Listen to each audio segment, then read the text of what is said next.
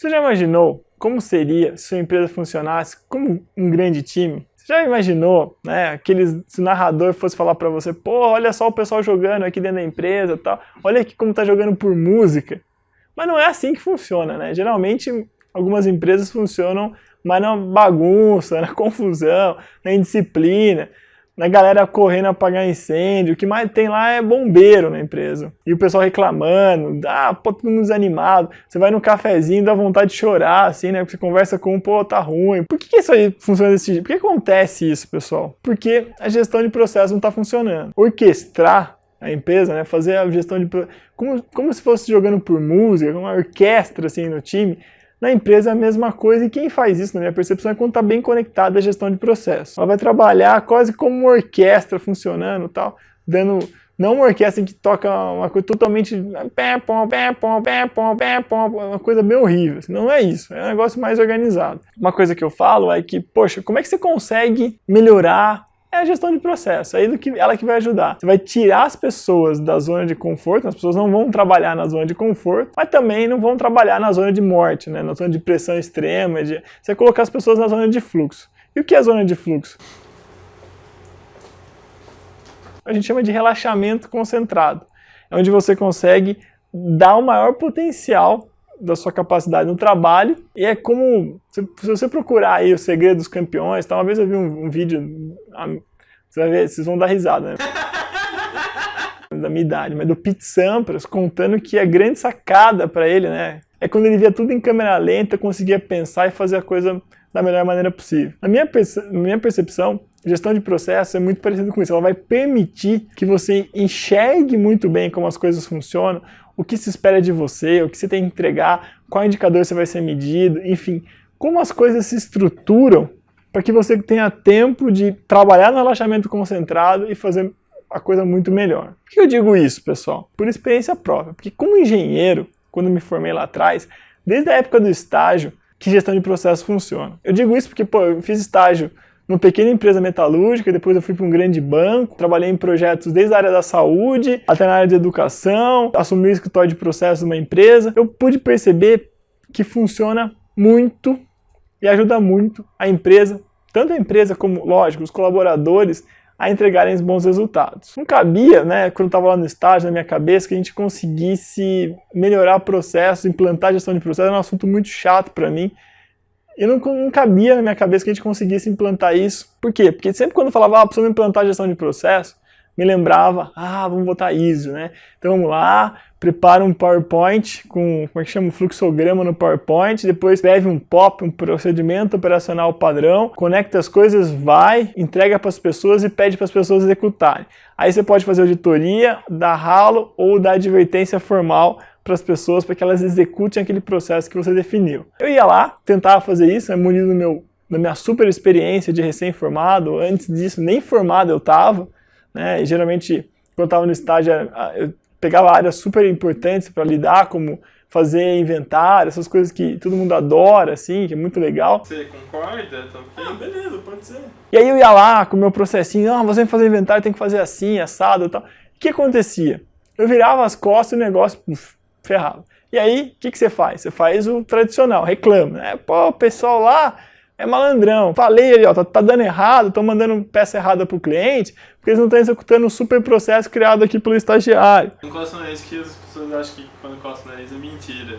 E aí, o que eu vi? Que eu não tinha como estar mais errado, né? Por quê?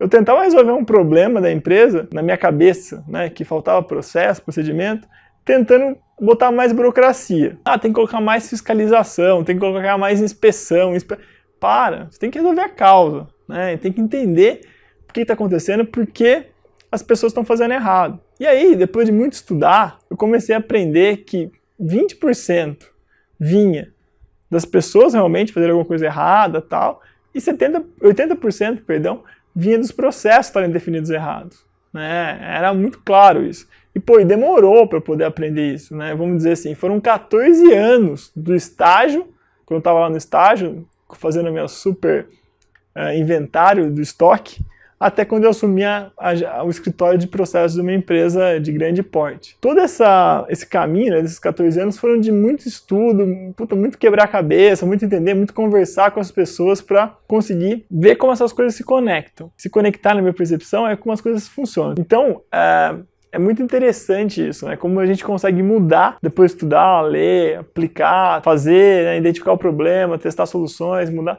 Como a gente consegue entender como encaixa, por exemplo, a estratégia na operação, na gestão de processo. Era uma coisa que eu não conseguia. Eu toda vez, peraí, mas como é que a gente vai fazer para encaixar as metas e tal? Para mim, morria planejamento estratégico, por mais bonito que fosse, BSC, Porta, enfim, uma série de coisas que tinha, todas as matrizes e tal, morria quando ele saía da sala da liderança. E mesmo que eu tentasse, né, com minha super, vamos dizer assim, mostrar o estudo, o conhecimento que eu tinha, que era falar, mas temos que olhar para a visão, para a missão, porque elas vão ajudar a gente a botar a gestão da organização em prática, dava meio errado, a coisa não funcionava do jeito que eu queria.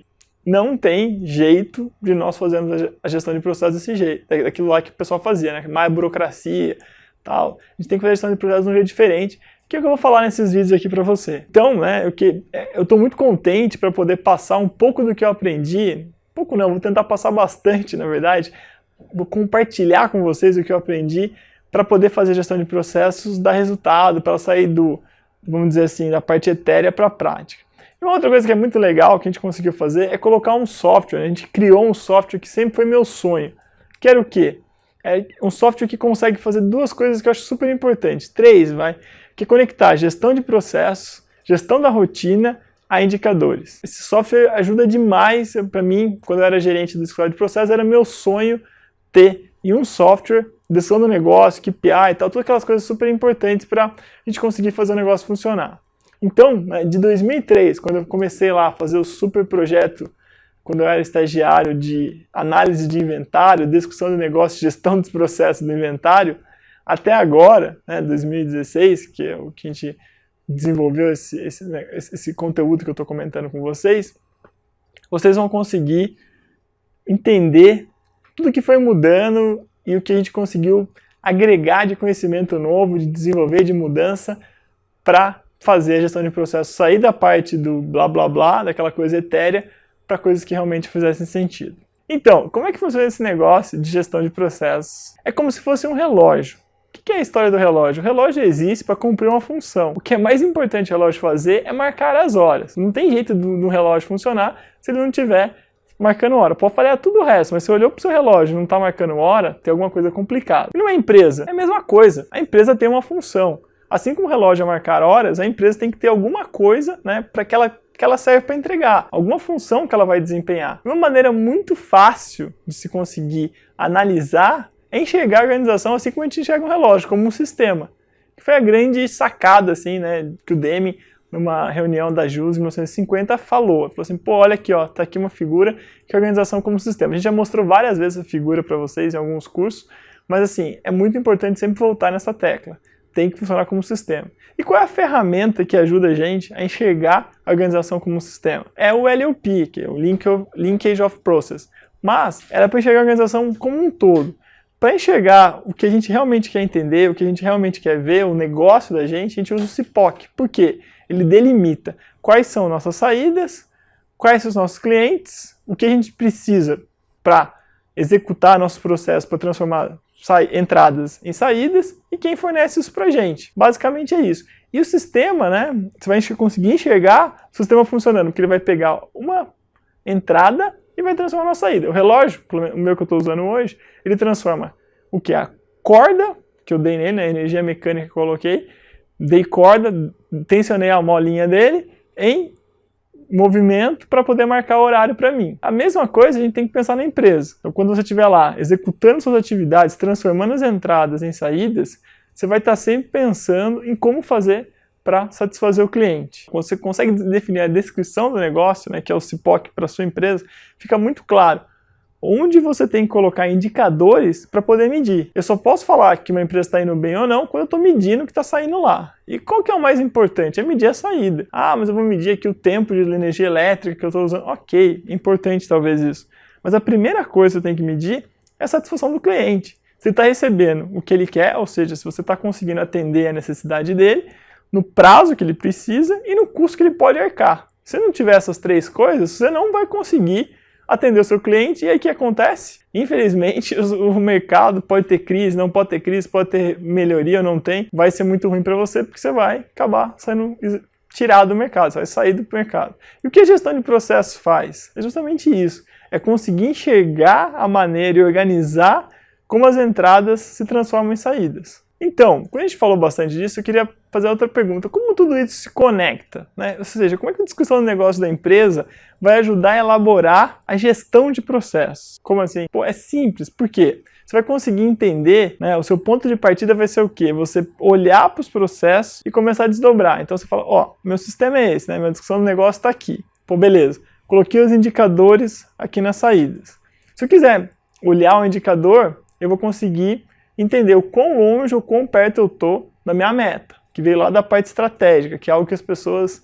É difícil a gente conectar a estratégia, que é o negócio da sala de reunião, até a operação. Aí com isso você consegue. Então você definiu lá a sua meta, você vai, bota o indicador e consegue medir o quão longe ou quão perto você está lá. Beleza, ok. Aí qual é o próximo passo? Eu estou olhando, por exemplo, o processo comercial. É um processo que a gente trabalha bastante, alguns clientes que a gente tem, principalmente nas épocas de crise, a gente tem que turbinar esse processo sempre. A gente olha lá que o processo comercial está aqui, beleza. Como é que eu faço para descrever, para entender melhor esse processo? Eu vou lá, crio uma outra descrição de negócio em cima do processo comercial. Então eu pego, sento lá com o gerente da área comercial e falo, olha, qual é o seu negócio? A gente já entendeu qual é o negócio da empresa, mas qual é o seu? Qual é o negócio da área comercial? O que você tem que entregar para o seu cliente, que é, não sei, área de produção, área de marketing é um fornecedor importante, área de desenvolvimento. Cada empresa tem sua conexão específica, mas você vai lá, senta com ele e define qual é a descrição do negócio da área comercial. E aí, assim como a gente fez lá atrás, repete o procedimento, ou seja, olha quais são as saídas, define aqui, trava nessas saídas os indicadores, que provavelmente vão medir a meta, né? Pega lá as atividades que ele vai falar para você, define procedimentos para cada uma dessas atividades e entende as entradas dos fornecedores. Por que isso é importante? Né? Definir procedimentos, quando eu falei lá atrás, é meio burocrático, mas é importante que você faça isso.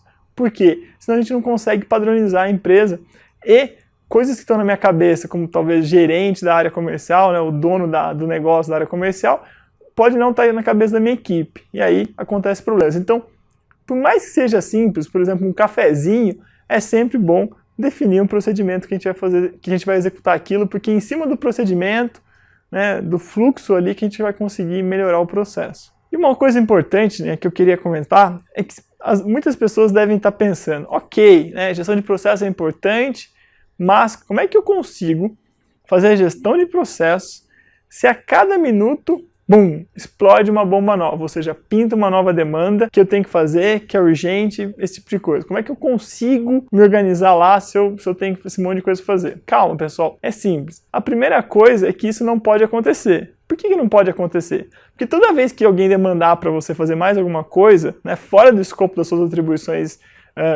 principais, fora daquilo que você está no procedimento para fazer, vai ser impossível você conseguir fazer e deixar o que você tinha que fazer de lado, né? Porque você tem que entregar aquilo que está na sua atribuição, mas fazer uma coisa a mais, você pode até fazer uma ou outra, mas deixar a bagunça tomar conta é complicado.